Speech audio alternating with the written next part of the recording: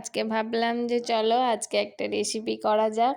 মোচার সিঙ্গারা বানাবো ভাবছিলাম, তাই জন্য প্রথমে একটু ময়দা নিয়ে ময়দার মধ্যে রিফাইন অয়েল, একটু কালো জিরা, একটু লবণ এসব দিয়ে ভালোভাবে মেখে পাশে রেখে দিলাম। আর এদিকে আমি সিঙ্গারার পুরটা বানিয়ে নিচ্ছিলাম। তো তার জন্য ভালোভাবে পেঁয়াজগুলোকে ভাজা ভাজা করে নিলাম, তারপর একটু টমেটো আর তার সাথে মশলার সব কিছু দিয়ে, আর তার সাথে একটু সিদ্ধ আলু আর এই যে মোচাটা দিয়ে একটু লবণ দিয়ে সুন্দর করে ভেজে তুলে নিলাম। আর তার সাথে একটু বাদাম ভাজা দিয়ে দিলাম, দিয়ে ভালোভাবে মেখে নিলাম। আর তারপরে যে ময়দাটাগুলোকে এমনি গোল গোল করে তারপরে এভাবে বেলে ভালোভাবে কেটে নিলাম।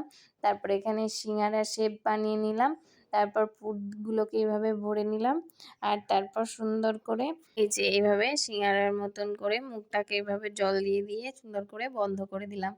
তাহলে এই যে আমাদের সিঙ্গারা রেডি হয়ে গেল। তারপর এক এক করে একটু ঠান্ডা তেলে এভাবে দিয়ে সুন্দর করে ভেজে নিলাম। তাহলেই আমাদের তৈরি হয়ে গেল মোচার